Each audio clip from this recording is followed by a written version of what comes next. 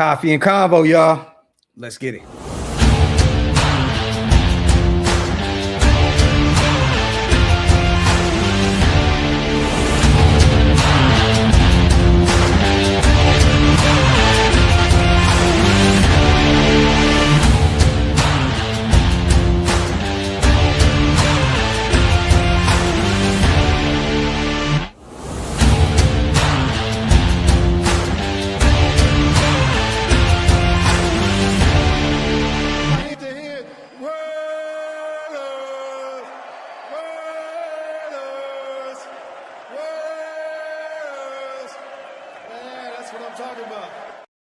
Yo, salute to everybody already here in the building, man. You guys know what time it is. We are back. Welcome to the latest installment of Coffee and Convo. I am your host, Graphk Raider, man. Salute to the greatest chat in YouTube history. As always, I appreciate every single one of you guys here in the building, man. You guys could be anywhere in the world, but you are here with me. I see Green Dot Gang is heavy in the building. Jams, Dan, CGR, Just Zen, baby, Nada. Salute to everybody here, man. Make sure you guys get those likes up. Wipe them feet. Also, hit that subscribe button if you guys are not subscribed yet. I was not going to do this show. I have a terrible migraine today, you guys, so please bear with me. But I'm here. A little Raider therapy today, coming off of a devastating, disgusting, nasty loss out there on the road to the reigning Super Bowl champions, the Philadelphia Eagles, which is kind of crazy because it's kind of wild. When you think about it, you guys, the two teams that were in the Super Bowl last year, we lost to both of them 31-0. Like, think about that. Like, lost earlier in the season to the Chiefs in Arrowhead 31-0. And then, boom, we go out to Philly, the reigning Super Bowl champs, and we end up losing to them 31-0 as well. It's kind of crazy. It's kind of crazy. But, yeah, nasty, nasty work out there in Philadelphia. We'll break down some of this game. But also, this is just Raider therapy, you guys. This is for you guys to be able to get your thoughts out there. I definitely want to read some of your questions. This is not going to be a long show. Like I said before, my head is killing me right now, man. It is booming. I've been getting some migraines lately, man. I'm getting old. So we'll keep it brief, but I definitely want to get you guys locked in and, talk about what happened yesterday and what we need to do moving forward to somehow, some way, right the ship. And yes, you guys, it's cold out here in Dallas today. I went out there and got me a quick workout in. I got my Sharks gear on, man. Salute to my young pups out there, my young whippersnappers out there in San Ho doing their thing, man. I'm hoping they can find a way to get into the playoffs this year, but they've been looking really, really good after starting off really, really bad. So, Stash, it definitely, and we talked about this yesterday during the watch party. A lot of people mentioned the 2016, and, at least with that team, once again, you guys, we had a top defense. I believe we had the number 2 ranked defense in football with Stu and Nnamdi and those guys. It was a phenomenal, phenomenal defense. But, the offense, Andrew Walters and whoever the hell else we had, it was a revolving door, in the early 2000s after the Super Bowl era at the quarterback position. So, again, the offense was just terrible. Couldn't move the ball at all. This has to be the worst Raiders team that I have seen probably in my lifetime. This beats the Art Shell teams. This beats all that, again, because we're just terrible in every aspect of the game. You see Max out there getting on Devin White. I don't know if you guys seen that, out there yelling at him, set the edge, set the edge. We were screaming at the screen during the watch party, saying the same thing, right? You see Adam Butler out there saying some shit. What did he say? I want to bring this up real fast. He said something to the effect of, let me bring this up real quick. And while I do this, you guys, make sure you guys wipe them feet and also hit that subscribe button if you're not subscribed yet. He said, too many people talking and not enough doing. Okay. Not enough people doing. I have to say this real quick, man. I like Adam Butler. He's 31 years old. We just extended him. Honestly, I would potentially try and move off of that contract. He's getting up there in age. But this is the thing, I know that people say you can't show stats of DTs, right? Defensive tackles. You can't stat watch there because their job is a lot more difficult and different than just showing, tackles and sacks and all that stuff, right? A lot of defensive tackles, their jobs doesn't really show up in the stat sheet, right? But we can't sit here, Adam, and act like you're having a great year by any means, because you're not. You know what I mean? And once again, this may be lazy podcasting for me. It is what it is. I don't really care. But when you're saying this kind of stuff and you have 20 solo tackles, you have 1 sack, no forced fumbles, no, whatever, you're not having a great year by any means. Again, there's only a few players on this roster that can actually really pop their shit. And that is Max Crosby. That is Brock Bowers. And at that point, honestly, I think it pretty much stops there. I think Devin White is going to try and act as though he's better than what he is because of the tackles that he's put out there. He's like number 2, number 3 in tackles in the NFL, which is, to me, the most overrated stat in football. But again, I understand the frustrations. I get, he's a former New England Patriot. He's won at the highest level before. I get that you're frustrated and you want to say things, but it always starts with you. Leaders always, Max always says, I have to do this. Or Brock says, I have to get better in this area. Even Ashton Genty as a rookie, I need to get better doing this so we can, it starts with you. It always starts with you. So when you say things like this, which I totally agree with the quote that was put out there, too many people talking and not enough people doing, which I do believe, and this is just alleged, I believe he's talking about Devin White because, again, Max definitely put him on blast there on the sideline. They were definitely getting into it. Somebody kind of got in the middle of them and wrapped it up. It didn't get too extreme, but again, it's bad when Max is on the sideline actually screaming at his teammates. That is totally real, because that touchdown, who was it? Was it Saquon that just – no, it wasn't Saquon that walked in. Who got that touchdown, you guys? Who got that TD went – I got to look at this real quick. I forgot who got that touchdown, and somebody walked in just untouched. It wasn't Barkley. It might have been Dallas again. Honestly, I think it might have been Dallas because he got 2 TDs, the tight end, 6 receptions, 70. It might have been Dallas. He went in untouched. Nobody set that edge, and it looked nasty. It looked nasty. That is just the most simplest thing in football on the defensive side of the ball is set the edge. Don't let any pass catcher, any running back, quarterback get the edge on you, because shit can get drastic. Shit can get nasty right there if you don't set the edge. It was Dallas. It was Dallas Gobert. I always butcher his name. But again, he absolutely cooked us, deep fried us yesterday, which is nasty, nasty work. But, you got all this stuff going on right now. Adam Butler is calling people out. Max is getting into it with Devin White. I seen that Ryan McFadden put out an article on ESPN saying that, we're on the way to a divorce with Pete Carroll. I mean, this is evident, you guys. The writing is on the wall. Again, he keeps going to these pressers and saying stupid shit. It's like, I don't really – either he is just trolling us at this point, or he is just very much so delusional. And I think there's a mix of both. He said something to the effect of, at least nobody went out there and got hurt, which is disgusting. You never want to hear a guy that coached at the highest level, won a national title with USC, won a Super Bowl, almost 2 with the Seattle Seahawks, 74 years old, has done everything under the sun in terms of football and the coaching aspect of things, say at least nobody got hurt out there. That is actually crazy, because guess who was hurt the most, Pete Carroll? The people that you keep kind of acting as though they don't exist. Us, the fan base. The same fan base that your guy, your football son, is flipping off.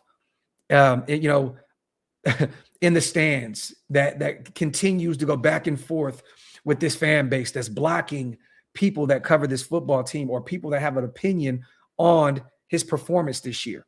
It all starts there. So when you say at least nobody got hurt out there, this fan base is hurting. We are hurting. Like, Pete, I don't think you realize I'm at a point now, this shit doesn't even affect me.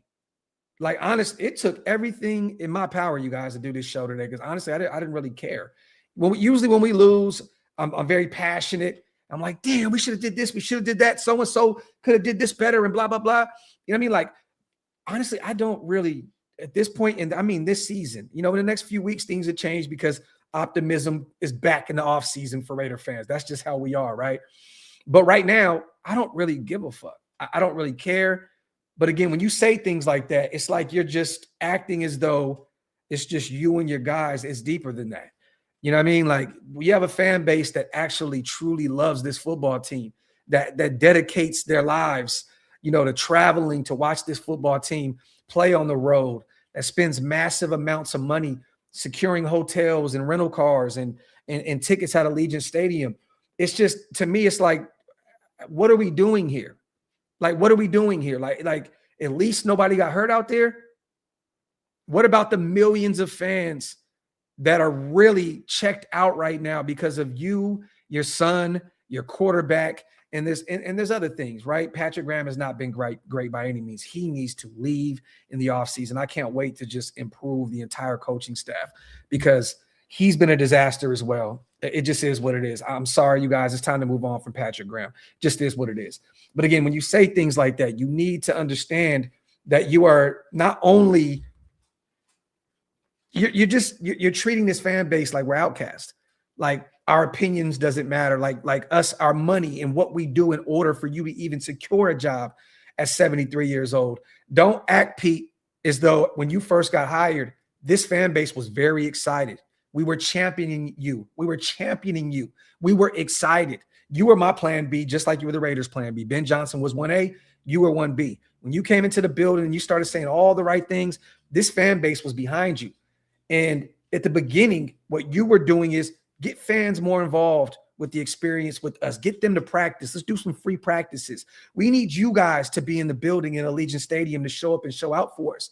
So now when you say shit like, at least nobody was hurt, it's like you're just turning your back on this fan base. Because again, I think you understand also that you're on the way out. I think that you get that your son's about to be absolutely fired immediately come Black Monday. And I think that you also understand that your quarterback, Geno Smith, is on the outs. He is gone, and we're going to save those little $8 million next year and go get our quarterback, hopefully, in the next, in this upcoming draft. But again, initially it was Raider Nation, this, and that, and now it's at least nobody got hurt. Bro, hey, Pete, man, go check into Instagram real quick. Go check into Twitter, man. Go check in and see these fans that have been watching this football team since the 60s, 70s, 80s. People that have actually spent mortgages on this football team to go watch games, season ticket holders, people that buy jerseys and buy gear on a weekly basis. Like now you're not even speaking about the fan base and what's going on. Now it's at least this, at least that. It's just, look, man, I cannot wait till these next 3 or 4 weeks are up, you guys, and we can move on from this shit show. I just never in my wildest dreams would have thought that things can get worse going from Antonio Pierce, a guy who has no coaching experience at the highest level, let alone any head coaching experience. Pete Carroll comes in and makes things worse. I never in my wildest dreams would have thought this team would look worse under a Super Bowl and a national championship winning head coach like Pete Carroll, who's won at the highest levels. It's actually crazy. It's mind-boggling to me to see how bad we have gotten with a better head coach in the building. It's absolutely just like,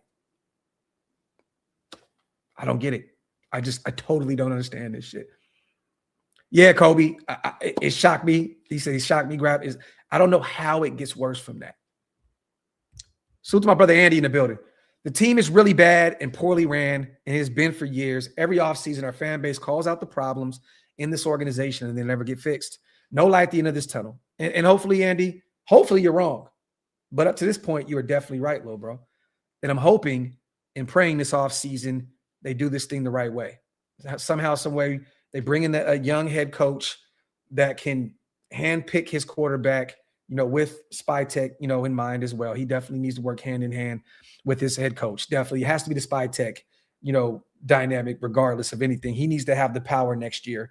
And his head coach needs to be on the same wavelength, the same page as our general manager. But again, it starts with going to secure our quarterback of the future, bringing in some young, fresh blood at the coaching position. And hopefully, man, we can turn this thing around next year. But again, it's going to take more than one offseason, I believe, to get the 2025 stink off of us.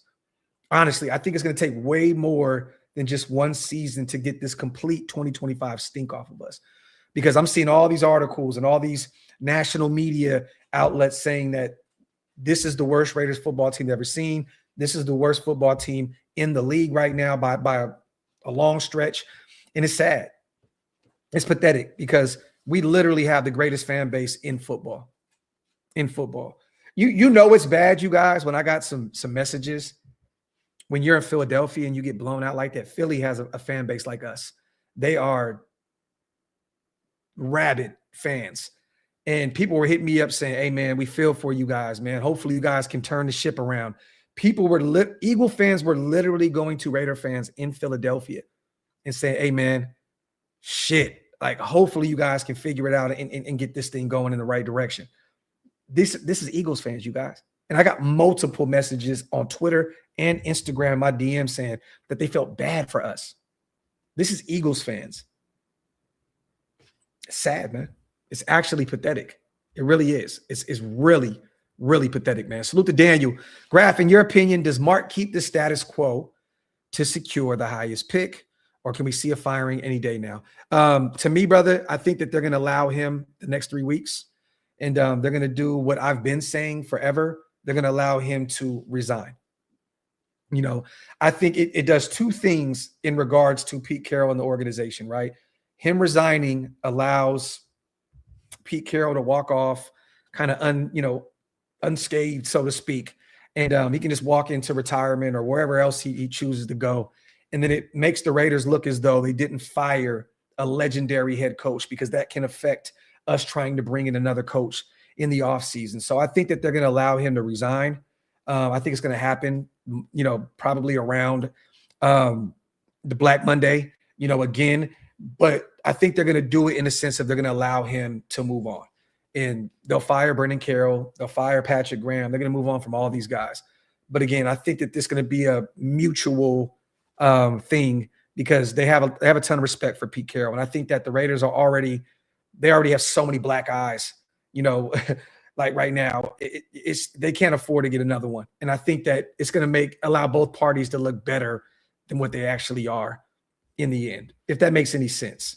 You know what I mean? So again, I think when the season's up, Black Monday comes around, we'll kind of hear Pete is stepping down. He's moving on. And then, we'll identify our next head coach in the next few weeks after that. So that's what I think is going to happen. And I've said this, I think, since the Commanders game. I believe I've said that, I think that he's going to resign, and the Raiders will move off of him. Salute to CGR, man. Appreciate the therapy session, Graphk. My brother, man. Appreciate you for being here. Salute to my dog. Ghost. This is the thing, right? It's a production-based league. And it stinks because, right, he has a terrible O-line, terrible coaching, quarterback situation, terrible coaching situation with Brendan Carroll, Pete Carroll. You lose your OC and Chip Kelly. He was supposed to be this innovative, bright offensive mind that was going to unlock Ashton Jeanty in year one. I love Dylan. I'm a Notre Dame guy. I thought that was a great addition to this coaching staff, but I think that they're going to move off of him. It's a hard sell, you guys, when Ashton Jeanty is underperforming. When you draft a running back at 6, regardless of how bad everything else is around him, it's just the nature of the business. He has to go. Again, when you go out there and you play against the Eagles, who are not the best team at all against the run, and you go out there yesterday and you have Ashton Jeanty and he only has 9 carries for 35 yards. We had 13 carries yesterday.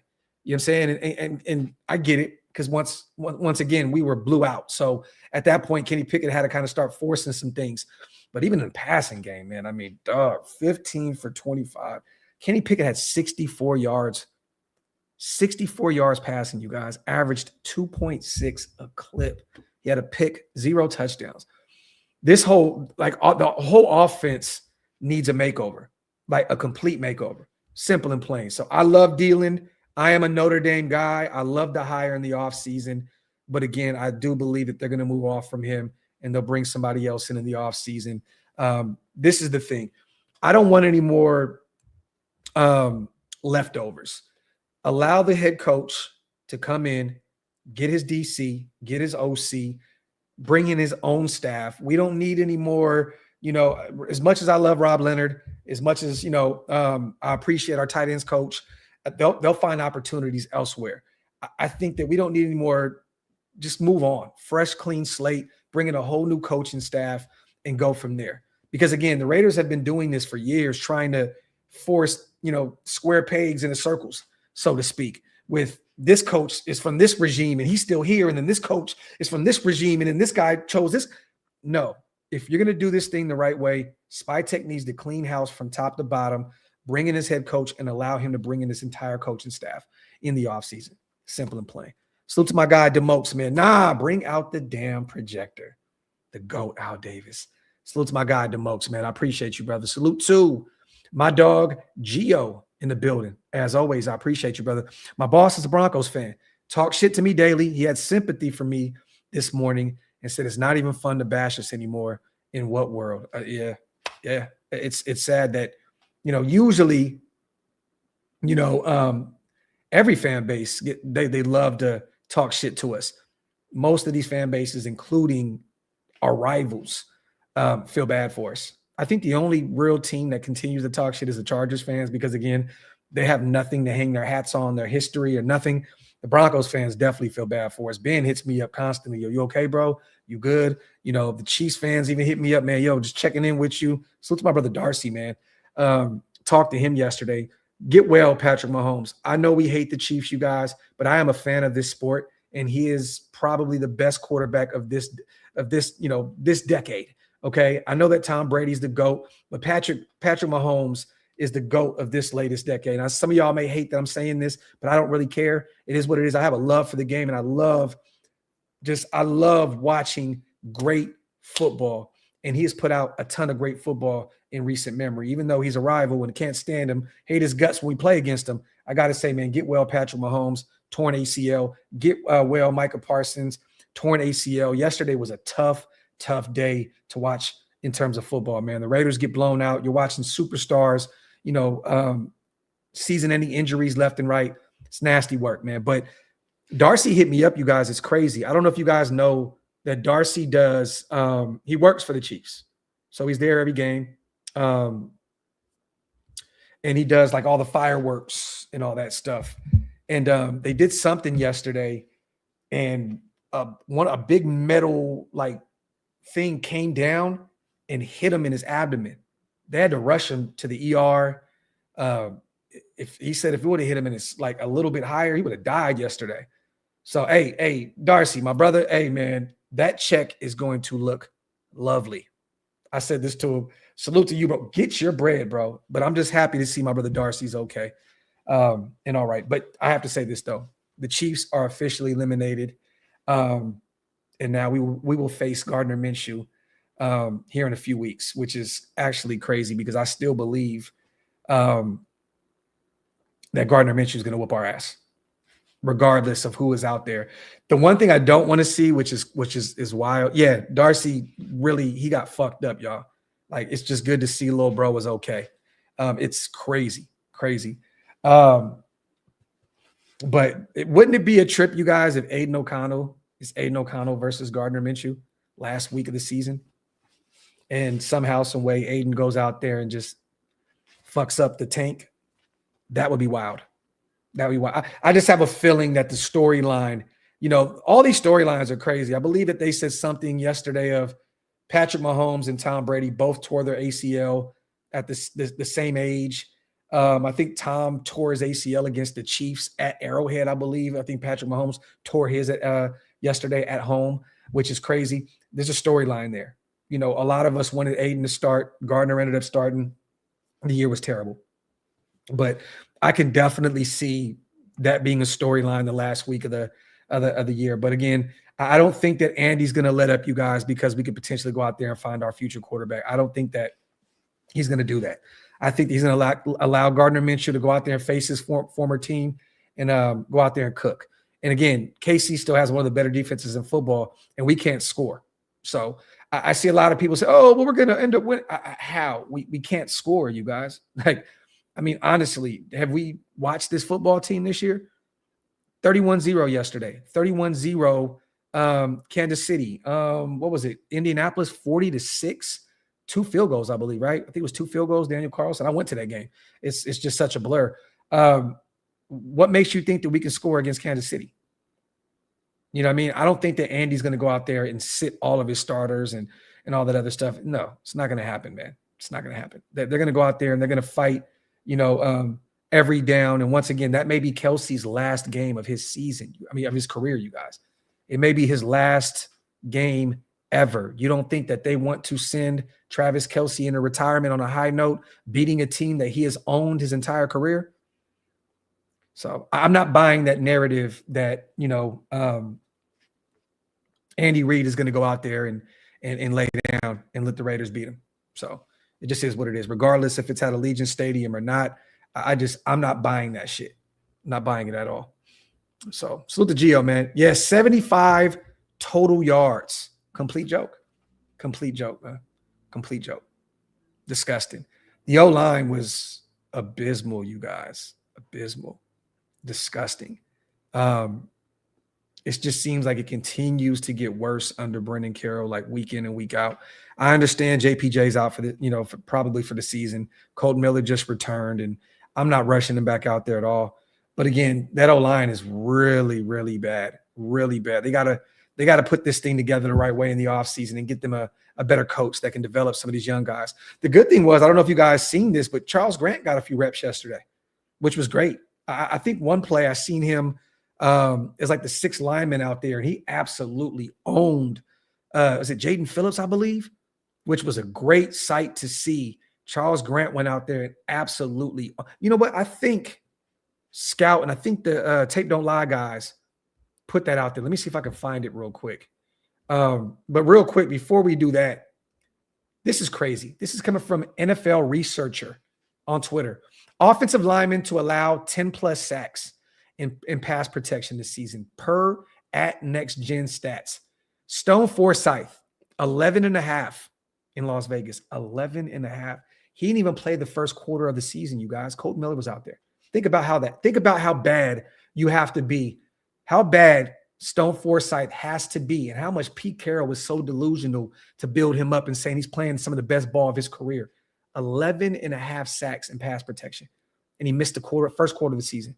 Dan Moore Jr. out there in Tennessee at 11, and then DJ Glaze, who's been having a rough time at right tackle. And I'm hoping that they push him into guard in the offseason, giving up 10. So just think about that. That's nasty. That is nasty work. But I want to find this one rep, you guys. I was really excited. I think I must have stepped away from the screen and didn't see this live when he was out there. But this is what I'm going to do real quick. Salute to Marcus over at Tape Don't Lie.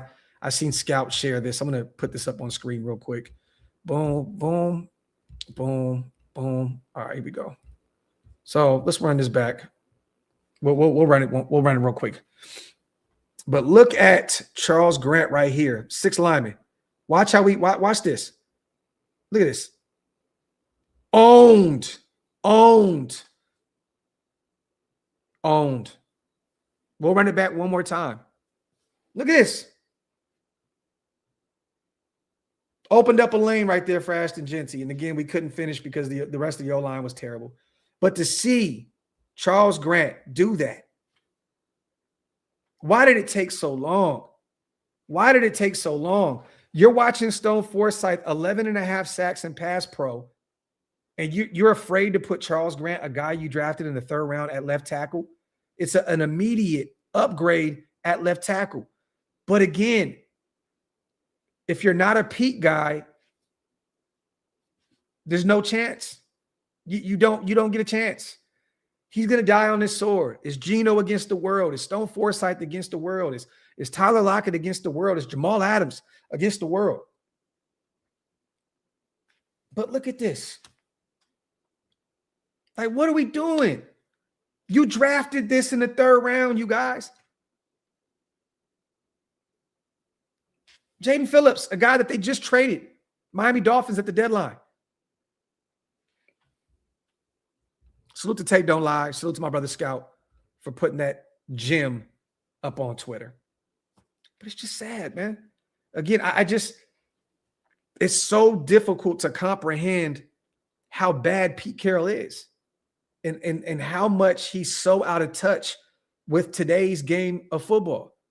It's actually fucking insane to see how bad and how far removed he is from identifying talent, identifying the problem, finding a solution, and getting better.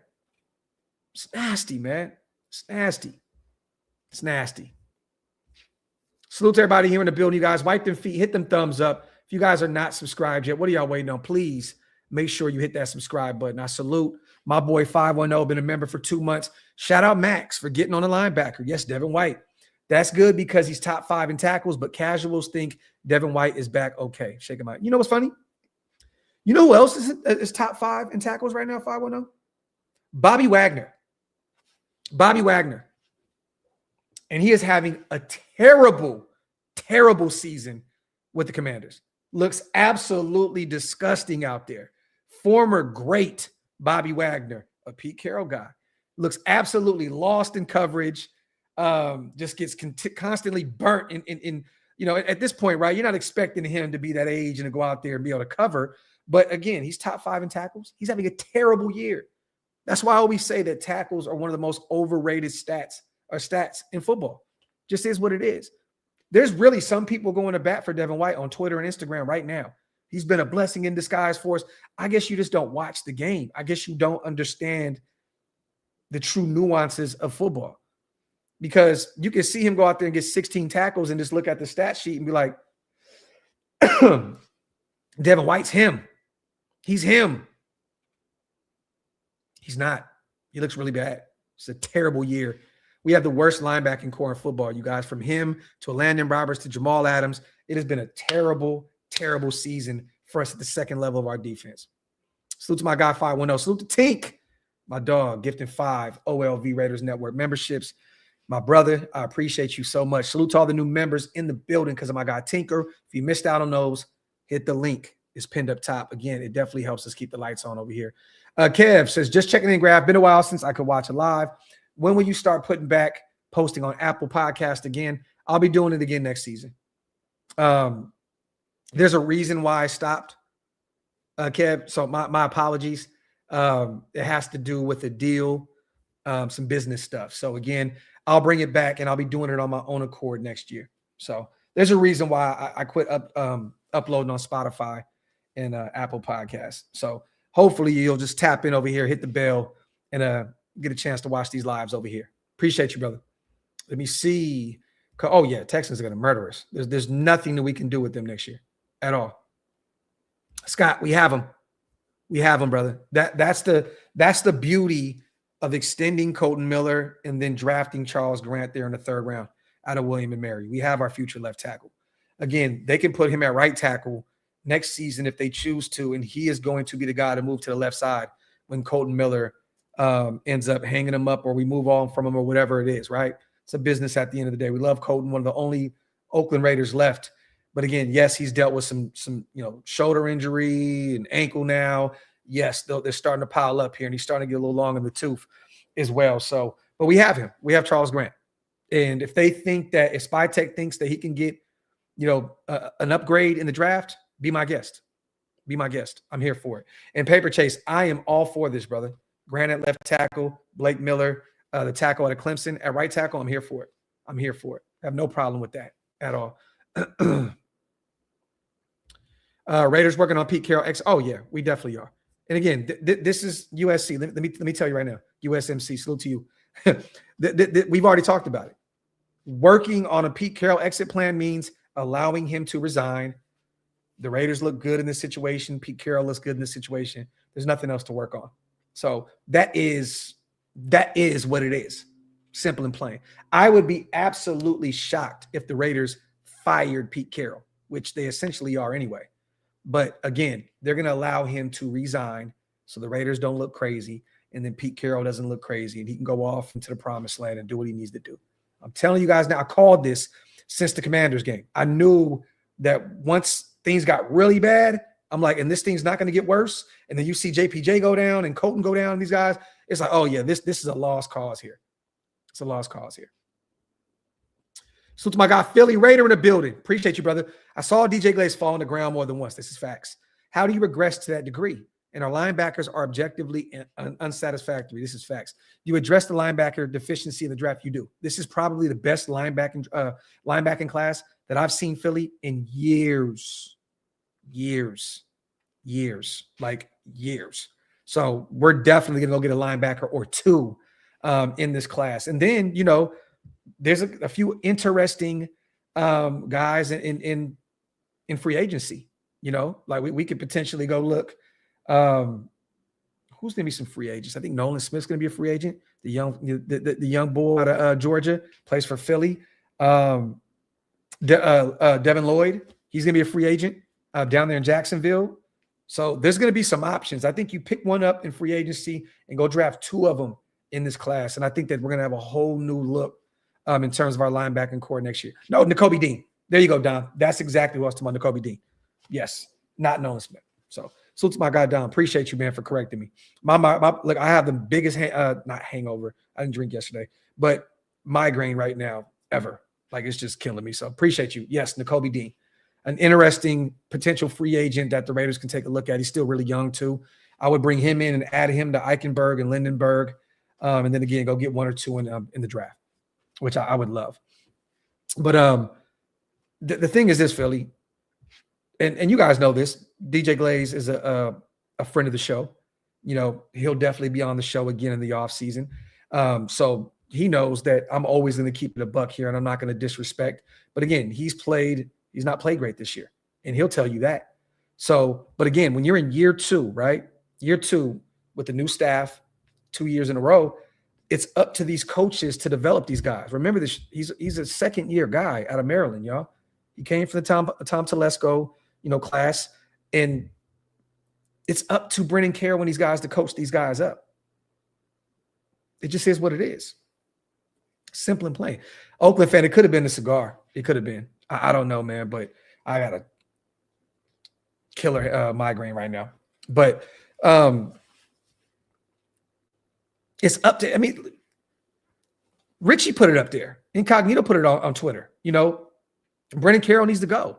These guys have gotten worse week in and week out. They haven't been developed.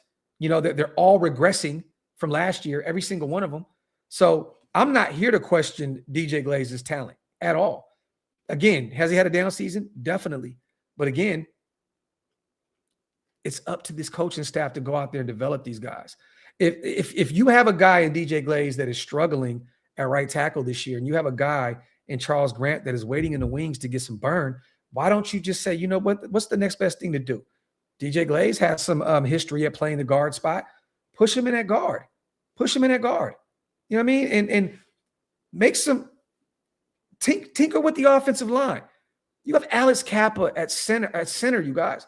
This is like mind-boggling to me. Like, you have Alex Kappa at center. What in the fuck are we doing here? You know what I mean? You could literally put Parham at center right now, put Caleb at left guard, put DJ Glaze at right guard, put Charles Grant at right tackle. That's if you want to keep, Stone Forsythe's weak ass at left tackle. But again, there's options here. This is all about coaching and finding what fits the most and putting players in the best positions for them to go out there and be successful. It's just nasty, man. No team ever is going to win with Alex Kappa at center. At center. Think about this, you guys. I can't believe that I'm saying this shit out loud, y'all. Alex Kappa is our starting center right now. Fucking wild. It's absolutely crazy to me. It's mind-boggling as fuck to know that Alex Kappa is our starting center right now. It's crazy, man. Oh, my God. Salute to my Dizzy. Coffee and Convo. Appreciate you, brother, for being here. Salute to almost 900 people rocking with me, man, on YouTube and Twitter. Get those likes up and also hit that subscribe button if you guys are not subscribed yet. Kane Town says, yo, Graphk, you ever noticed Stone Forsythe looks like a big dumbass T. Ray Davis? No, I don't even think I've ever seen Stone Forsythe's face ever. But now you're going to make me go look. Yo, so that's hilarious. Hey, Real Music World 420, congratulations to you. Boom, boom, boom. Nobody gives a shit, bro. Nobody cares. You're not gonna come over here and plug your little basement show, bro, in the middle of what we got going on over here. I don't care if your Raider content is unhinged and man, get that shit out of here, bro. Go have fun in your basement. Let me see. Nah, I appreciate you with that hangover content. It's not a hangover, I promise you. It's just I got a migraine, man. It's nasty work. But yeah, man. Lazed, I would love it. I would love it. Chris Shula is my number one guy. I was watching that Rams game last night. That defense plays like their hair is on fire. And again, I think that he would be able to lure a young OC over to Las Vegas to take over the offensive side of the football. So again, you can't lose in my eyes when you have a guy from the Shula tree who is his grandfather, I believe, and then the McVay tree, his right-hand man, best friends, college teammates, and all that other good stuff. He'd bring somebody in to take over that offensive side of the football. You know what I mean? So again, I would love to bring him in. I think that he would be a great fit, and he would potentially be the guy that can turn this thing around. Alex says, when's the new podcast room coming? You know what's funny, Alex? I've been lazy, bro. It's already ready. It's already ready. But I'm just in my kitchen, my living room. I'm like, you know what? But what I'll do is, man, during the offseason, I'll get it rolling. Before the draft, I'll unveil the new cameras and all the new lighting and all the backdrop and all that stuff. It's already ready. It's been ready for months. I just have not moved everything over there yet. So, but stay tuned. Stay tuned. It's all ready to go. Yeah, Cole. It was fun to watch. I was sitting at that cigar lounge watching. I'm like, man, this Rams defense, man, they play like the hair is on fire. Dom, that's the thing. It's not a guarantee that LaFleur end up getting a head coaching spot. You know what I mean? Like, we don't know if he's ready for that yet. Look, if I'm the Raiders, I'm doing the Chip Kelly thing. Bring in Shula and bring LaFleur into the OC for the Rams. Make him one of the highest paid OCs in football. Make it worth his while to leave McVay in the Rams to come over here with the next young, hopefully the next young quarterback in Fernando Mendoza or Dante Moore that can be that guy. You know what I mean? So honestly, I would love to have both those guys in the building. If I can bring in Chris Shula, lure him away from McVay and company, bring him into Vegas, have him be the head coach, and see if LaFleur would be interested in getting a pay raise and help develop our next quarterback, it'd be great. Because then again, you got a LaFleur in the building, you have the McVay tree in the building. I think that'd be great. So, yeah, Chris, his whole family, man, he comes from a football, just all around football family. Project says Kubiak or Shula with Mendoza. Would love it. Would love it. I'm good with either one of them. I'm not the biggest, I know a lot of people are like, what are you talking about? I'm not the biggest, Kubiak fan. I know he's done some really good things out there in Seattle with that offense and with Sam Darnold and company. They won yesterday, last second field goal to beat 44-year-old Phillip Rivers, which is crazy. But they've done some cool things up there. I have no issue with that. If that ends up being the move, this is the thing, man. I just do not want anything but Gruden, which is not going to happen. Anything but Pete Carroll coming back for year 2. Just move on. You know what I mean? It's so bad, you guys. I'm at the point where I wouldn't have a problem. And again, this is no knock to him, bringing in Robert Saleh as the head coach if he brought in Brian DeBall as the OC. Because again, Robert Saleh is going to have this team probably a top 10 defense in year 1. And then you got Brian DeBall, who is a better OC than he is a better head coach, who helped develop Josh Allen in Buffalo and also bringing in Jackson Dart and getting him rolling out there with the New York Giants. So look, I'm ready for something new, period. And again, do I think that Robert Saleh would be one of the best head coaches in football? No, but I do believe that he would turn that defense around, and him bringing in a guy like Brian DeBall would be a great move on the offensive side of the football to allow him to develop a young quarterback like he has a few times. It is what it is. Celestial says, I'm saying their names wrong. I don't really give a shit. Whatever. It is what it is. But yeah. And yeah, we almost did. We tried to make him the highest paid defensive coordinator in football, and he chose the Niners, and that's the right move. They're 10-4 right now, and they're playing really well without Fred Warner and Bosa, which is crazy. They had a ton of injuries out there, and they're still playing at a high level. So, keep it real says, slide into ball. There you go. There you go. But, we'll see. We'll see. Real quick, you guys, quick update also with the NFL draft order. The Saints, man, went out there and won a game last night, beat Carolina. I think they swept them this year, which is absolutely crazy. But updated draft board, we'll go from the top 10 here, you guys.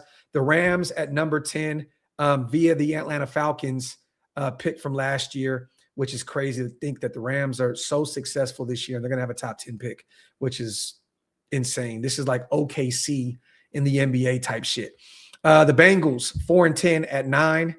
They lost again yesterday. They got blown out by Baltimore. The Washington Commanders beat the New York Giants yesterday with Marcus Mariota. They're 4-10. They're at 8. The Saints are at 7. They're 4-10, which they play the Jets this week. So in a perfect world, the Jets will go out there and beat the Saints because the Saints already have 2 games up on us. So then the Jets could potentially drop a little bit. But either way, I don't think the Jets are too much worried because they have 2 firsts and they have 3 firsts next year. They have a ton of draft capital. They can move up and down the board and do as they please, especially if the Giants remain at 1. I'm just wondering if the Giants play ball with the Jets, let them move up to get Mendoza or whoever it is that they want. Arizona at 6, another team to keep an eye on here, you guys. They're only 1 game behind us. They're at 3-11. They have the Atlanta Falcons this upcoming week. It's clear they're moving on from Kyler Murray. It's clear that Jacoby Brissett's not the guy. He's just a veteran journeyman bridge guy at this point. So they're going to need a quarterback. I don't know if Gannon's going to be out there still head coaching, but the Arizona Cardinals are a team that are going to be looking for a quarterback this upcoming draft. So another team to keep an eye on. Jets at 5, 3-11. Week 16, they have the Saints. So we're hoping somehow, some way the Jets can beat the Saints. The Browns, another team that is interesting because Deshaun Watson will return next year. He has a crazy deal that's going to be difficult for them to get out of, a ton of guaranteed money. They just drafted Shador. They just drafted Dylan Gabriel. So I'm assuming they don't take a quarterback, but this is the Browns. You just never know. But they're at 4. They have Buffalo this week, so they'll lose again. The Titans, 2-12. They have Cam Ward. They just drafted him last year, number 1 in the draft. Again, with a new coaching staff and a new regime, just keep an eye on Tennessee, you guys. I would not be shocked if they moved on from Cam Ward if they thought he wasn't the guy and they got another guy. I'm just saying. But, if I was Tennessee, I would stick with Cam Ward because, again, I think he can be a really good quarterback at the NFL level. The Raiders at number 2, 2-12. We have Houston, the best defense in football, week 16. We're going to get destroyed on the road in Houston. So we'll be 2-13. And the Giants here are 2-12. They have Minnesota at home, and I believe they have not won a game at home yet this season, the Giants. And they're coming off of the L at home yesterday against the Commanders. So Minnesota Vikings are an interesting team. They have a good defense. J.J. McCarthy's so up and down. They won yesterday, which is, I think they won yesterday, right? Minnesota won. So, yeah, I think they won. Yeah, they won. They're 6-8. So going to be interesting to see if the Giants can pull that one off. But I think it really boils down to week 17. I think that's where we get to the nitty-gritty here. It just really comes down to if we beat the Giants or the Giants beat us, who was going to be the number 1 pick in the draft. So stay tuned. A lot to keep an eye on here, you guys. A lot to keep an eye on. Salute to my guy, Graphk. I know we want Chris Shula, and that would be the best hire for us. But do these coaches want to come to Vegas? To be determined here, you guys. Again, we have a few people in the building, Glide, that are really good salesmen. Again, Tom Brady was able to get Ben Johnson to come in for an interview without a quarterback in the building, okay? Regardless if Ben was going to take that job or not, he took an interview on behalf of Tom Brady. Tom Brady almost pulled off a Matthew Stafford trade in the offseason. So we got to use him in his pool that he has around the league, to be able to lure some of these guys in. Because, again, some of you guys think it's all about the game of football. It's not. It's money, it's monetary things. It's a place where maybe Chris Shula thinks I would love to live in Las Vegas. You know what I mean? Like the facilities, all that other good stuff. And trust me, they already have top facilities in LA. So, but again, the tax thing is different, right? California is one of the highest in America. Nevada has no state tax. So there's so many different, ways to be able to pull guys in and say, hey, come over here, and be our guy. But again, I think it all starts with Glide having the number 1 pick. If we have the number 1 pick, I think Shula, I think LaFleur, I think a lot of these guys are going to look at the Raiders and say, that is a place that I would love to be. There might have to be a ton of guaranteed money. It may have to be an extended deal because they've seen, the rotating door at the head coaching spot. So again, they've watched AP go in after a year. They're going to watch Pete Carroll get fired after a year. They watched Josh McDaniels get his ass handed to him. You definitely got to sell this to them. But again, we have a fan base, you guys, that is hungry for more. And don't think for once that there's not a guy out there that says, I would love to go out there and turn around one of the greatest franchises ever, not only in football, but in sports, period, history. I mean, Chris Shula, man, his grandfather, coached the Miami Dolphins, one of the greatest head coaches of all time. He was around when the Raiders were at the pinnacle. So again, maybe it would mean something for him to be able to come in and turn this thing around. But also, I think the big sell is the number 1 pick. If you could say, hey, we got Mendoza, you can come in and pick your own coaching staff, we'll give you a nice deal. I think a lot of these guys are going to be definitely interested to come into Las Vegas and try to help turn this thing around. I'm from Sacramento, brother. I'm from Sacramento, but I love the Sharks. But I have lived in San Ho before. I lived on the east side for a little while over there off Tully Road by the mall. So, but love San Jose, man. I'm from Sacramento, but I also got the Sharks tatted on me, bro. You know what I mean? So there you go. But I'm a Northern California dude, but I am born and raised in Sacramento. Let me see. Silverfax says, if Mendoza and Moore were in that 2024 draft class, where would you rank them with all the QBs that were taken then, not taking in pro careers? But that's kind of tough to do. I'd have both between May, McCarthy, higher than Penix, though. Okay. I don't know yet. Yeah, my wife is from San Jose as well, Vera. This is facts. I don't know. Look, hold on to that, Silver and Facts, until we can see these guys even play in the playoffs at the collegiate. I got to see Mendoza and Dante Moore and what they do in the playoffs here. I don't want to just go out there and say, they're already going to be – Drake May is playing at an MVP level. You know what I mean? They have one of the best teams in football right now. You know what I'm saying? And Michael Penix has had an up and down career so far in Atlanta. McCarthy is, dealt with some injuries, and he's had some up and down battles as well out there in Minnesota. But again, I got to kind of pump the brakes on that one. I'll hold on to that one, Silver Fan. We'll talk about that at a later date. Yes, Coach. That's where a lot of our comedy shows are held, and a lot of our high school graduations are held at Memorial Auditorium there. I've been there a few times. I watched was it the Kings of Comedy there, I believe? No, it was just a D.L. Hughley show up there. I watched that. I seen my sister from Florin High graduate there and all that good stuff. But it's a spot where a lot of people go to graduate. Let me see. Yeah, Dan. I don't want anything to do with him, bro. Like at all. I want nothing to do with him. I see a lot of people, man, bringing the kid from Vanderbilt. Hell no. Hell no. That dude already, you know who he reminds me of, Dan? And I think that some people will feel me on this. He reminds me of a grown version of Little Gronk. For those who know what I'm talking about, know what I'm talking about. He reminds me of him. Like just me. I don't want anything to do with big little Gronk. I'm good. Nothing to do with him. And I think that he's going to drop in the draft, and he'll be probably sitting on somebody's bench as a backup, and he'll probably be online screaming and crying and about that shit. But it is what it is. I don't want nothing to do with him, especially in Las Vegas. I think that kid would go out there and look, if we're going to bring in a quarterback into Las Vegas, Fernando Mendoza, God-fearing guy, great family background. Bring him in. I don't give a shit if he's a nerd. I don't give a shit if people think he's cringeworthy. Bring him in. At least he'll know how to operate out there in Las Vegas. You know, mentality wise, you know, and I mean, you know, from a religion standpoint and family background standpoint, it'd be Derek Carr 2.0 in terms of that side of things. You know what I mean? But I don't think he's mature enough to come in at the NFL level and play with the Raiders and be able to turn this thing around.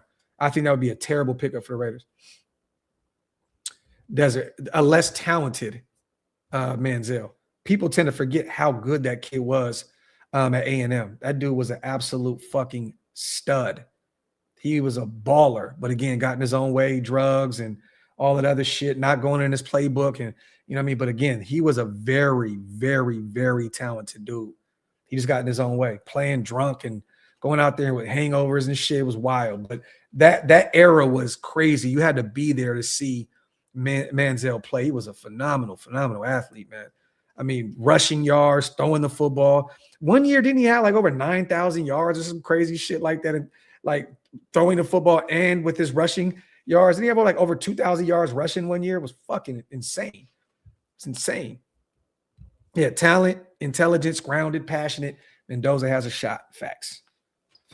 And I definitely think that Mendoza has the right mentality to come in and be able to get it done at the next level. Again, you guys, it's all dependent on who you bring in as the OC to help develop Mendoza, okay? It's simple and plain. That's what it is. Bringing in a year one guy and potentially putting him out there off the rip to be the guy from day one, we need to make sure that we have the right people in the building to bring the best out of Mendoza. Because I've seen this shit happen before, you guys, where these guys draft these high round guys or these high guys at 1, 2, 3, and they come in, they don't have the right coaching staff, their development is just out the window, and their careers are short as hell. And they end up being backups, and some of them end up going to the UFL and Canada and all kind of other shit. So again, we have to have the right people in the building.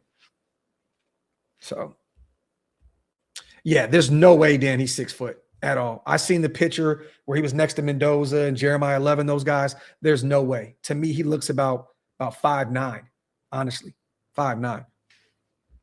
Very Dylan Gabriel-ish. Nah, Lewis, this is the thing, man. Mike Evans, to me, is a forever Buccaneer. I don't see him moving out of Tampa Bay. And again, he's up there in age. What is he 33 years old? I think Mike Evans is 33. Oh, he's 32. He'll be 33 next year. So again, we're not in that category. We got to go bring in some young, fresh legs at the wide receiver position, whether it's through the draft or if you want to go get one of these guys in free agency.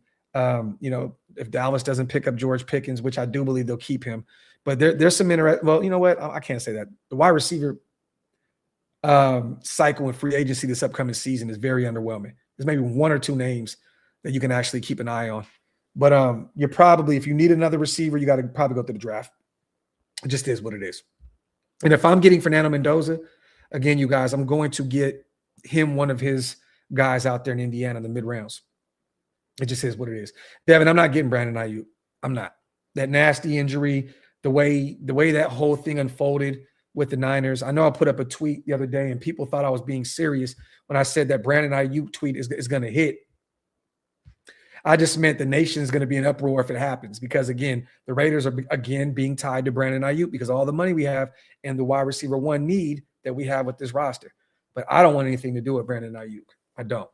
Coming off a nasty injury, coming off of a nasty, breakup with the Niners, it's clear cut that he looks like he potentially wants to go to the Commanders and play with his best friend, Jaden Daniels. I don't know if he would even want to go to the Raiders the way they did AP, his man, which he had to go anyways. But I don't want to see it. I don't want to see Brandon Ayuk at all. And True Raider, I would love to have Omar Cooper in the third. That'd be great. That'd be great. One of his number one targets out there in Indiana. That'd be dope. John Wick, Ayuk is not from Vegas, brother. He's from Reno. He's from North Nevada. And I believe he was born in Sacramento. I think he was born in Rockland and raised in North Nevada out there in the Reno area. So, I mean, he's familiar with the area, right? And he's played his whole football career on the West Coast, Arizona State, the Niners, right? So maybe he wants to stay out west. maybe the Raiders would be a team he want to go to. But again, if I'm Spytek, I'm staying away from that. So salute to 510. Love Mendoza, but I don't know trading backfield. So right, it does. But again, we have such a need at the quarterback position, 510. And I don't think that Spytek and Brady are willing to wait until next year. I don't think that they're willing to say we can have another season like this. This fan base might not be able to survive it. And Spytek may not be able to survive it. You know what I'm saying? So if I'm him, I'm going to get my quarterback. If they believe in Mendoza, if they think that he could be the next guy, go get Mendoza. But again, that 2027 class is very, very deep. Very deep. And in any other year, 510, it'd be great to move back, potentially pick up a impact player from another team and pick up a bunch of extra draft capital. It'd be great. You know what I mean? But again, we have a need at the quarterback position that we have not tried to fill since 2014 with Derek Carr out of Fresno State in the second round. And before that, it was Jamarcus coming out of LSU. So I'm not playing around, man. I think that Tom Brady's always said that he thinks that he likes his quarterbacks 6'2" and up. You know, the most successful quarterbacks are 6'2" and up. Mendoza is 6'5", 6'6". You know, I think that he kind of fits the billing of what he looks at as a prototypical quarterback. And again, he's willing to learn. He's not a head case. He's a kid that's coming in and doesn't think that his shit doesn't stink. He says all the right things. He'd be a great media darling for the Raiders. He wouldn't be out there throwing people under the bus. You know what I mean? He would be a face that you can sell out there in Vegas. So I think that would be the right way to do it. But again, I don't know what Spytek and Brady's thought process is. But again, if they did make the trade back and pick up a bunch of draft capital, think about it. We have so many holes on this roster. It would make total sense. But again, this year, I'm just not playing around anymore. Go get my quarterback. Go get my quarterback, man. I can't do it anymore. I just can't. I can't. So salute to the 1,000+ people here in the building, man. You guys are the GOATs. I appreciate you guys so much. Once again, we'll go over this game a little bit. But you guys, I have to say this. Pete Carroll was on the way out. He's on the way out. Don't let anybody sell you on him being able to have another year. And Pete Carroll needs more power. Give him the reins. And he's gone. Pete Carroll is gone. Once again, they say they're working on a plan right now to move off. The plan is what I said the plan is. And it's going to happen here in about 3-4 weeks.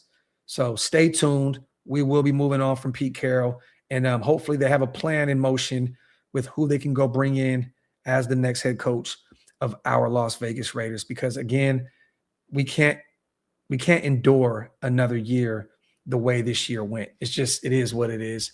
And there's no game balls, you guys, to give. There's none. This whole entire team sucked yesterday. Everybody. Kenny Pickett stunk. 15 for 25, 64 yards in the air, sacked 4 times. His O-line let him down. Again, we only ran the football 13 times. 2 of those came from Kenny Pickett, and 2 of those came from Dylan at the end of the game when we were already just trying to get the hell out of there. Genty, 9 carries, 35 yards, struggled again. So not giving any game ball to him. Brock had 6 catches for 28 yards, but that is not a Brock type of game, so he gets no game ball. Anybody else, I'm looking best, two catches, 17 yards. Tyler Lockett, 2 for 10. Absolutely just an abysmal performance from this team top to bottom yesterday. I'm not looking and singling out one player that looked good out there. If anything, if one person deserved any game ball, it's Max Crosby. 4 total tackles. I think he had 3 solo. He had 1 sack. He had 1 tackle for a loss. He had a QB hit. And again, he also went off on Devin White on the sideline, which I loved. But other than that, I mean, even you look at even us punting out there in that nasty weather, it was pretty bad. AJ Cole did not have even a great game. So there's no game balls to give up. If you give up one, it has to be, again, Max Crosby, and that's about it. And Max was good. He was not great by any means. 510. He is a baller. To me, he is the best guard in this upcoming class. He's an instant starter. But again, if you're going to go that direction, trade back. If you're going to bring 510 in, or 510, if you're going to bring him in, trade him. or trade back 510, and then you can get him there. If you choose to move back and pick up a bunch of additional draft capital and you're somewhere in that 10 to 15 range, which I think he'll still be there, go get your guard if that's the way you see fit. But again, what's their game plan with DJ Glaze moving forward? I think it's clear that they have to use him as potentially a backup tackle, or looking at potentially moving him over to guard. And you just drafted Caleb Rogers. He had a rough game yesterday as well, but also he's a spy tech guy. So we'll see if he continues to get more reps. And then I don't know what the plan is yet with Charles Grant either. I don't know if they're going to look at him as a left tackle, right tackle, or if they even think about potentially moving him to guard. I don't know yet. I don't know what the plan is. I just don't see in any world where this team drafts a guard in the first round. I think if they go get any offensive lineman, it'll be a tackle. One of those Utah boys, one of the Miami boys. I think they go that direction if we chose to move back. But I would definitely love to have him in the building. He is an absolute stud. Absolute stud. Let me see. Jacob Rodriguez. Yeah, man. He's a baller out there, Texas Tech. Dude's a stud. If he's available there in the third round, I'd pull the trigger there. I think he will be there in the middle rounds. If somehow, some way he fell to the fourth with one of those, I think we had 3 picks in the fourth, you guys. I think we had three, right? We got an extra. We got the extra one with Jacoby, a fourth and a sixth. We got 3 fourth-round picks. If he's available there, if he just somehow, some way falls down the board because of how deep that linebacker core is, and some other positions are pretty deep. We'll get into that later on. But again, I would love to bring him in. Salute to my brother S. Dot in the building. Always good to see my guy. Yeah, Dunker is a baller as well. Would love to bring him in too. I've taken him damn near in every mock draft that I've done up to this point. So that'd be fun. Jerem, I like that, man. The fans deserve a game ball for Suits my guy. I love that. I definitely love that, brother. I definitely do. Rick says Jesse Minter should be on our short list of candidates for head coach. We'll see. Definitely got that Chargers defense playing lights out, even with the injuries that they've had this year and all that other stuff. Minter is definitely a up and coming he's going to be a big name down the line. I don't know if he leaves LA just yet. I know he followed Harbaugh from Michigan, and I know they have a great rapport. Maybe he sticks around for another season out there, which I think he will. But again, maybe he's definitely a guy that I would be interested to bring in for at least an interview and see how that thing goes. I just hope that isn't, Rick, another like Brandon Staley type situation where he's a great defensive mind and he just belongs as a coordinator, but he's a terrible head coach. And you know what? And I love Minter. I love him. I think he's a phenomenal defensive mind. But again, he gives me that boom or bust type feel. I don't know why, but he just gives me that boom or bust type of head coach, a guy like a Brandon Staley. And it's not even the Chargers connection at all. It's just, again, Staley should have been a defensive coordinator the whole time. They brought him as a head coach and they sucked. I just hope that he's not that 2.0. What do you think the odds are new head coach puts JPJ at center? It just depends, Eric, on who comes in as the head coach and who takes over the offensive side of the football and who they bring in as the offensive line coach. I don't know. Once again, think about this. This is the second regime, Eric, back-to-back years where they had him at guard. So maybe the next regime believes that he's a guard as well. Honestly, really. I mean, think about it. AP and those guys wanted him at guard. He was kind of forced in at the center position because of some of the injuries that occurred. He went up to AP. You guys heard the story of him pretty much, demanding that he goes to the center position. But again, back-to-back years of them looking at him as a guard. So I wouldn't bet the farm that JPJ just goes back to the center position because we're bringing in a new coaching staff. That's why my eyes are set on Tyler Linderbaum if he ends up hitting free agency, the Baltimore Ravens 2-time Pro Bowl center. That is my guy. That is my number one pickup in free agency, you guys. If somehow, some way he escapes Baltimore, Tyler Linderbaum. And then you don't even have to question JPJ anymore at center. Just put him at guard right next to Linderbaum, right there between Colton Miller and Linderbaum. and we are cooking with fish grease, my brother. Cooking with fish grease. Rick says, good point, Graphk, but I'm willing to roll the dice on Mentor. Not upset about that. Not upset about that at all. Project, I agree with you, man. I agree with you. Go get you a right tackle and a guard. We're good. But again, if you go get a center in Tyler Linderbaum, I think you're good from the left side on. From center to left tackle with Linderbaum, JPJ, and Colton. And then you can look to see if Caleb Rogers is your right guard of the future, and then Charles Grant can be your right tackle until they're ready to move on from Colton and put him on the left side. Maybe. I mean, they're starting to pay some people.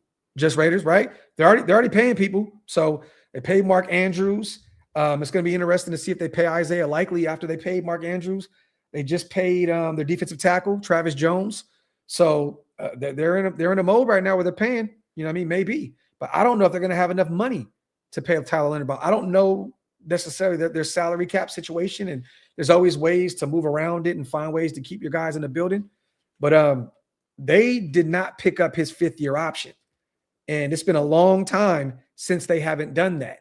And every story that comes out about Linderbaum is they're not even close on a new deal. So, again, they are in the business right now of bringing back some of their guys. But, again, it's not a foregone conclusion. Maybe they think they can just go draft their center of the future, another center, and they can build around, Lamar in other ways on the defensive side of the football and other positions. So I'm one of those guys, man, that's still holding out hope that Tyler Linderbaum definitely reaches free agency, and the Raiders need to go out there and make him the highest paid center in football and hope that this can be a Rodney Hudson 2.0 situation. Simple and plain. So, but yeah. We talked about that. Coming up on an hour and a half, you guys. Again, I don't really. Texans loss. Giants up in the air. It's going to be interesting to see who the Giants play at that point and the effort that we put out there against the Giants at home. And then the Chiefs, even with Gardner Minshew, I don't really care. I think that Gardner's going to go out there and absolutely beat the hell out of this Raiders football team. Regardless if Mahomes is out there or not, I have this nagging suspicion that Gardner Minshew is going to want blood against his former team. So, but I don't see another win. Yesterday was just another terrible, terrible showing. Another week of this fan base questioning everything that's going on behind those doors at the headquarters. Pete Carroll just saying all the wrong things at the presser. Greg Olsen, I didn't mention this, you guys, and I wanted your take about what he had to say as well real quick before we get out of here. He had some interesting choice words when he talked about the defense, which is kind of crazy. I want to bring this up real quick. Where was it? Where was it? We talked about that already. We talked about that.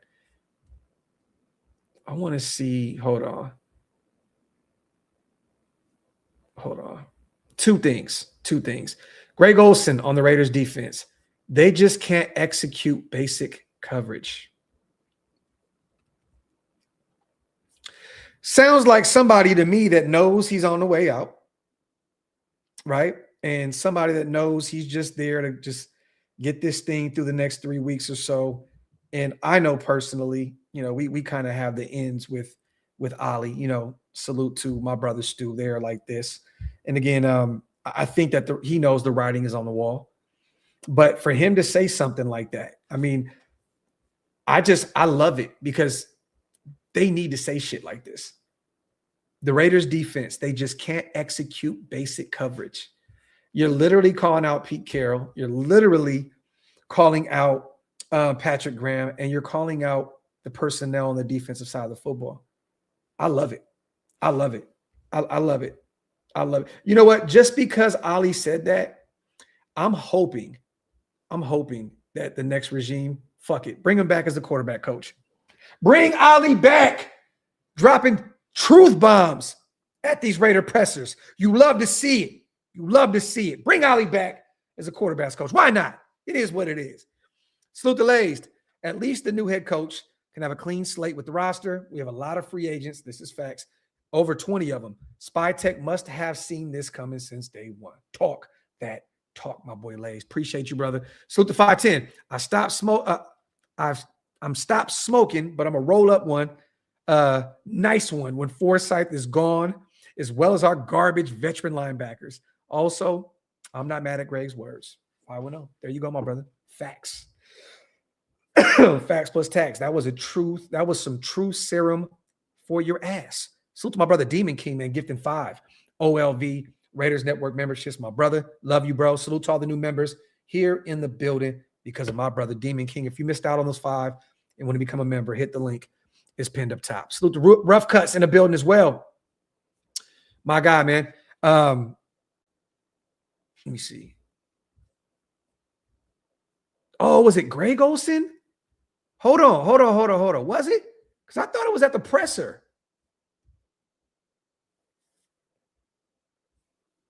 Am I giving Ollie too much credit? Hold on.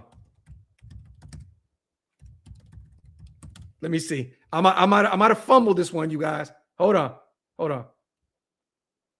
That's OLS. Okay. Damn it. Oh no, hold on.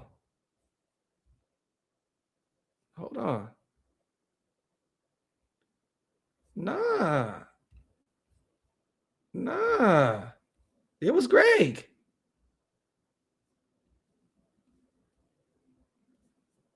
Oh, okay. Yep. Merrick Rage baited me. He baited me. Okay. All right.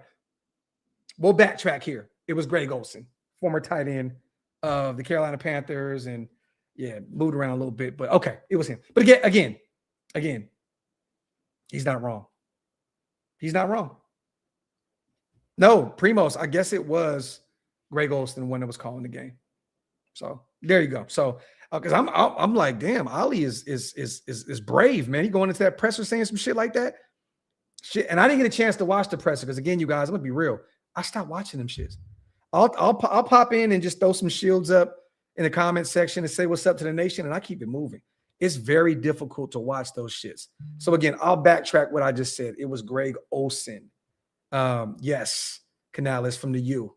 Definitely. Okay. So it wasn't our guy. So, okay. All right. It is what it is. So to both Greg Olsens, though. If Rough Cut says, if we don't pick first, there will be no Mendoza. This is facts. If we get leaked by the Cards, Jets, Saints, maybe the Browns, Rams, or even the Bengals, this is facts. Again, if the Bengals think we'll move on from Joe Burrow and go get our future at the quarterback position on a rookie deal, they may pull the trigger. Again, you guys, I think that Joe Burrow is going to tell Cincinnati in the offseason, it's time to move on.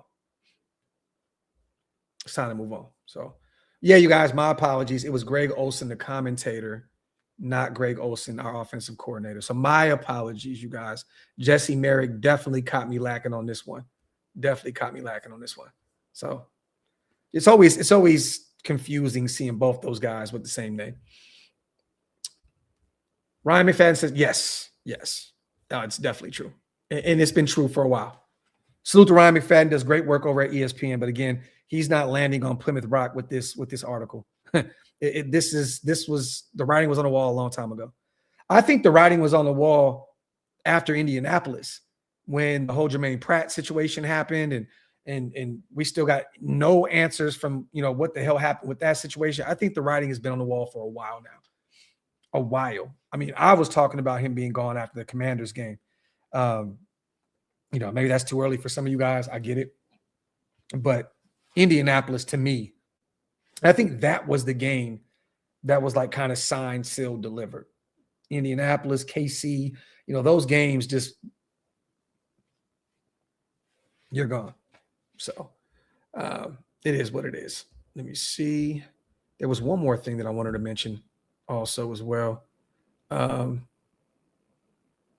Graphk situation. Did you guys see that? A team, the Raiders are neosporin for cuts.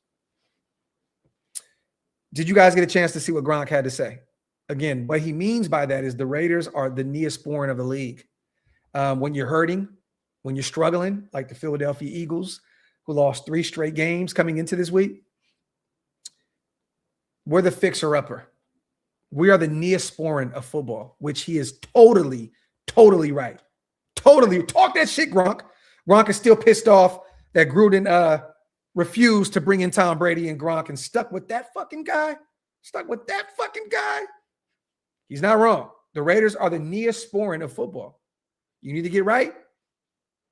Play this team. Get right. We are the get right team.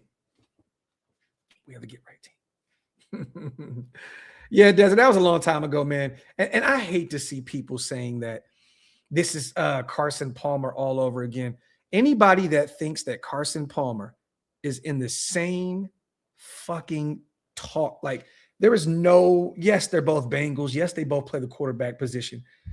Carson Palmer is nowhere near the talent, has nowhere near the talent that Joe Burrow has. I can't, it's like, stop scouting the helmet, you guys. I'm not talking about, not talking to you, Desert, but I'm saying people's, oh, it's going to be this again. First and foremost, I don't believe we're going to get Joe Burrow. But if we did, this is not the same situation, okay? Carson Palmer was not the greatest quarterback when we went and brought him in anyways. Like Joe Burrow is miles ahead of Carson Palmer in terms of talent. And Judo, I didn't forget how good Carson was. Carson was good. Joe Burrow is great. Great. Simple and plain. So it is what it is. I'm not going to play those games. Like, I'm not going to let anybody try to even compare the two. Joe Burrow is light years ahead of Carson Palmer. Simple and plain.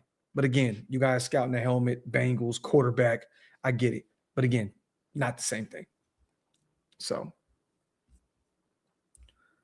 but yeah, man, let me get the hell out of here. Other than that, man, appreciate you guys for rocking with me as always.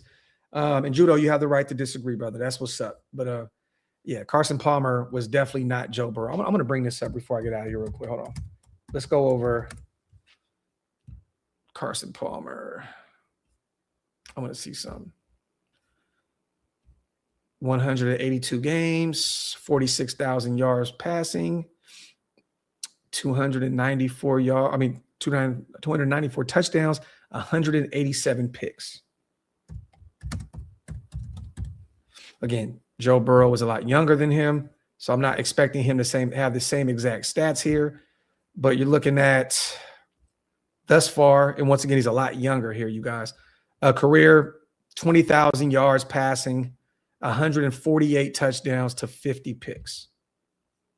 So again, and Carson was older. You know, Joe Burrow is still, what is Burrow? 28 years old?